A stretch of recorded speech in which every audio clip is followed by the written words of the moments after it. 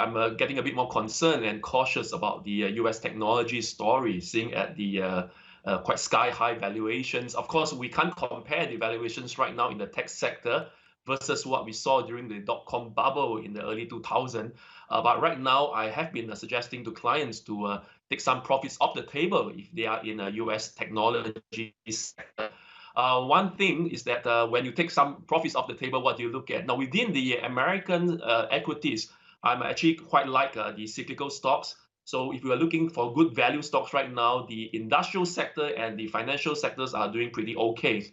Now, there's been quite a good correlation if you look at the purchasing managers index in the US, whenever it moves higher, which is what we have been seeing. The value stocks, the consumer discretionary stocks, the cyclical stocks tend to move higher as well. So I've been suggesting that we do a little bit of a rotation away from US technology, pare some profits down, take some off the table, and then reallocate them into the US financials and the industrial stocks as well.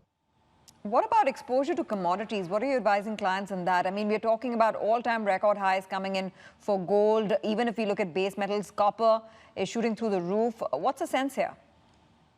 Well, for gold, we are still positive on gold. If we look at precious commodities in this sense, because the world right now is still very, very uncertain as to when the vaccine will be coming about. I mean, there is a big disparity. Some saying the vaccine will come earlier, some saying it's later. So at times of uncertainty or heightened uncertainty and volatility, I guess in this case, it's always advisable to hold some gold in the portfolio.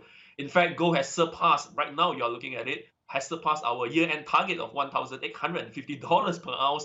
And I think we are also going to push it higher to around 1,900 or beyond. So right now, I think it's still worthwhile to have some gold in the portfolio because of the heightened uncertainty.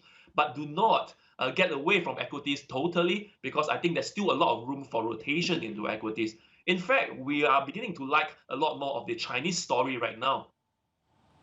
Yes, Francis, and I'm curious about your thoughts on Chinese tech, because I hear your concerns about some of the valuations with U.S. tech, but we had a guest on yesterday pretty much implying that a potential tech bubble was a global problem. And could you say the same about some of the Chinese tech names that have had such a strong run as well?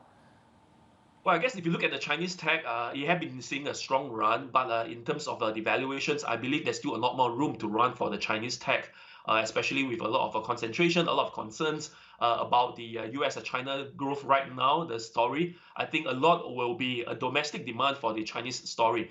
What I'm thinking right now is if you look at the Shanghai Composite Index, a lot of people are looking at the fears of a repeat of a 2015, whereby the stock prices move up to the roof, right? But right now, if you look at the valuations of the Shanghai Composite, it's around 15 times compared to back in 2015, that was at 25 times. So I think we still have some room to go for the Chinese stocks to go higher.